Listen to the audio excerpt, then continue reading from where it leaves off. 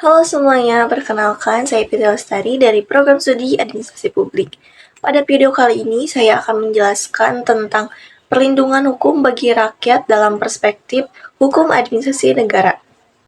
Melalui materi ini, kita akan memahami bagaimana hukum memberikan perlindungan kepada masyarakat terhadap tindakan pemerintah, baik dalam keputusan resmi maupun tindakan nyata di lapangan.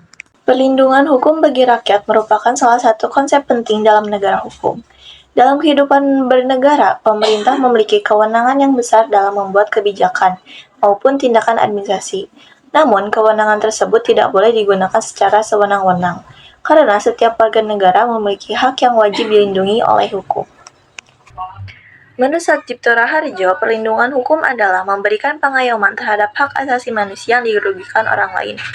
Dan perlindungan hukum ini diberikan kepada masyarakat agar mereka dapat menikmati semua hak-hak yang diberikan oleh hukum.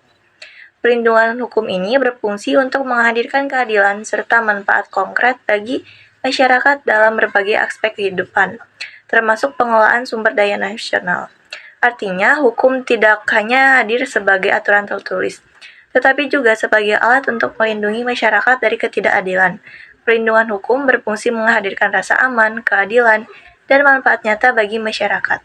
Lalu yang selanjutnya ada korelasi antara perlindungan hukum dan kepastian hukum.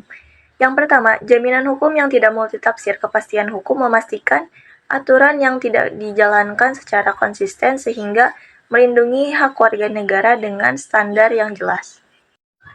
Dengan adanya kepastian hukum, masyarakat mengetahui hak dan kewajiban secara jelas.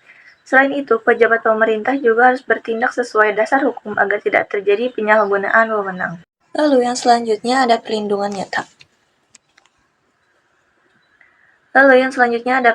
nyata.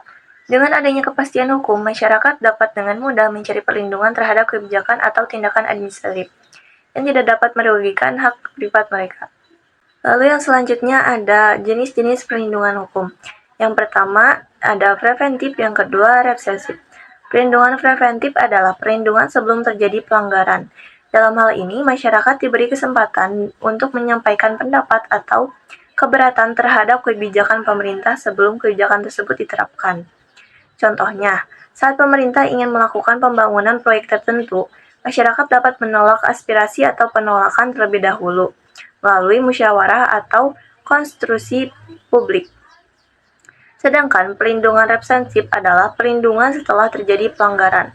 Perlindungan ini dilakukan melalui proses hukum, seperti gugatan di pengadilan, pemberian ganti rugi, atau rehabilitasi.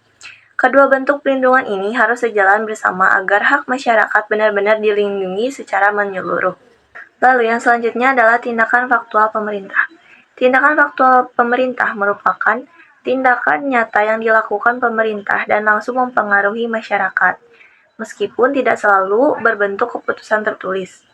Contohnya seperti penertiban dagang kaki lima, pembongkaran bangunan liar, atau pelayanan publik tertentu. Walaupun tidak menghasilkan dokumen hukum formal, tindakan faktual tetap dapat menimbulkan dampak besar bagi masyarakat, baik secara sosial, ekonomi, maupun konstitusional.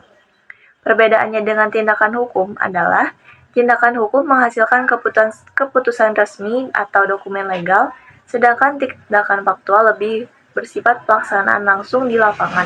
Konstruksi pertanggungjawaban hukum.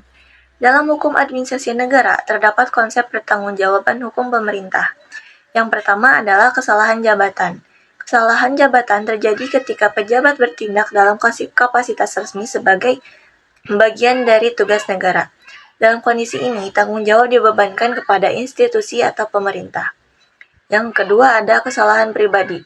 Kesalahan pribadi terjadi apabila pejabat bertindak demi kepentingan pribadi, menyalahgunakan wewenang, atau melakukan kelalaian berat.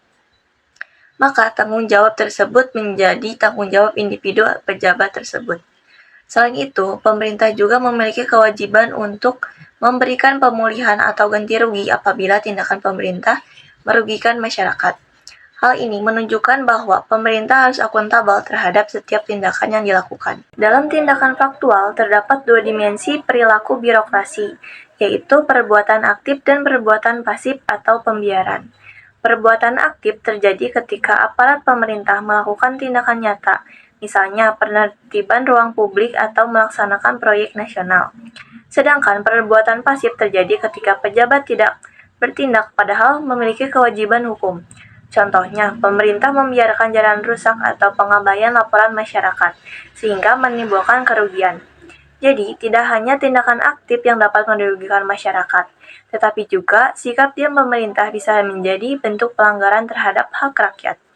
Pada bagian ini dijelaskan bahwa pentingnya memisahkan tanggung jawab pribadi dan tanggung jawab jabatan. Yang pertama, memisahkan tanggung jawab jabatan. Tugas pejabat dalam kapasitas resmi mengacu pada tanggung jawab institusional yang harus dipertanggungjawabkan oleh instansi. Lalu, menentukan tanggung jawab pribadi. Kesalahan yang disebabkan oleh itikat buruk atau penggunaan wewenang untuk tujuan pribadi menjadi tanggung jawab individu pejabat. Mencegah penyalahgunaan kekuasaan. Pemisahan ini memastikan bahwa setiap tindakan pemerintah tetap berada dalam koridor hukum yang jelas dan transparansi. Lalu yang selanjutnya adalah optimalisasi perlindungan hukum. Masyarakat kini dapat menjamin bahwa jaminan kerugian yang dialami akan diproses secara adil sesuai mekanisme yang berlaku. Lalu yang selanjutnya adalah meningkatkan akuntabilitas dan birokrasi.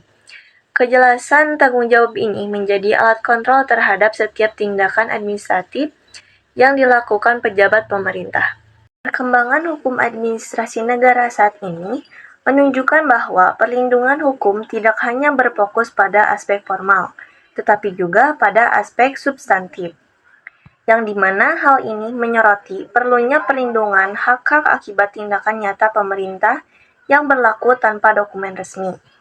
Perlindungan substantif memastikan bahwa setiap tindakan pemerintah yang memengaruhi hak masyarakat dapat diuji berdasarkan asas legalitas dan prinsip umum pemerintahan yang baik. Perubahan ini memungkinkan pengawasan terhadap tindakan fisik pemerintah yang seringkali berdampak langsung pada kepentingan sosial ekonomi warga negara. Perlindungan terhadap tindakan faktual dan diamnya pemerintah. Yang pertama, jaminan hukum bagi warga negara. Perluasan perlindungan hukum memberikan kapasitas bagi masyarakat ketika menghadapi tindakan pemerintah yang dilakukan tanpa keputusan administratif yang jelas. Contohnya seperti pembongkaran bangunan, penggusuran, atau penertiban lahan yang dilakukan secara langsung.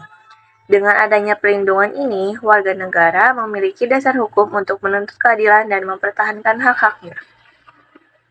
Lalu yang kedua adalah penguatan prinsip negara hukum.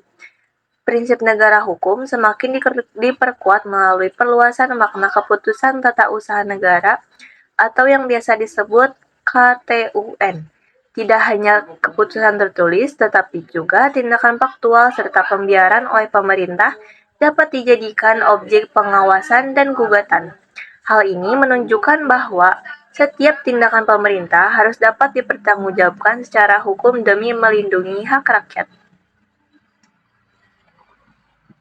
Lalu yang ketiga adalah pencegahan kerugian akibat sikap diam pemerintah. Sikap diam pemerintah atau keputusan fiktif negatif sering menimbulkan ketidakpastian dan merugikan masyarakat. Misalnya ketika permohonan izin atau hak tertentu tidak dapat mendapat tanggapan. Dengan adanya aturan yang memungkinkan, masyarakat mengajukan gugatan. Pemerintah didorong untuk lebih responsif, transparan, dan bertanggung jawab dalam memberikan pelayanan publik. Peran AUPB dalam tanggung gugat publik. Yang pertama, AUPB sebagai standar keabsahan tindakan pemerintah. Asas-asas umum pemerintah yang baik berfungsi sebagai pedoman dan standar wajib bagi pemerintah dalam menjalankan kewenangannya.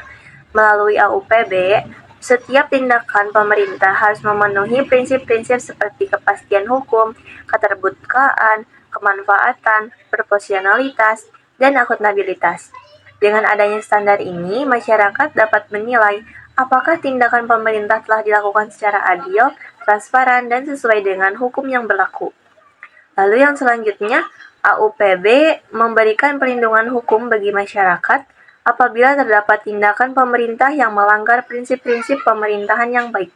Misalnya, seperti tindakan yang tidak netral, diskriminatif, atau tidak transparan, dan dapat dianggap bertentangan dengan asas ketidakberpihakan.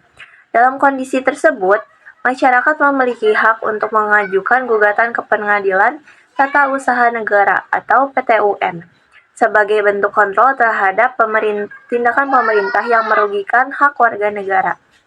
Lalu yang selanjutnya adalah mencegah kesewenang-wenangan pemerintah. Keberadaan AUPB membantu mencegah tindakan sewenang-wenang dalam penggunaan diskresi atau tindakan faktual pemerintah.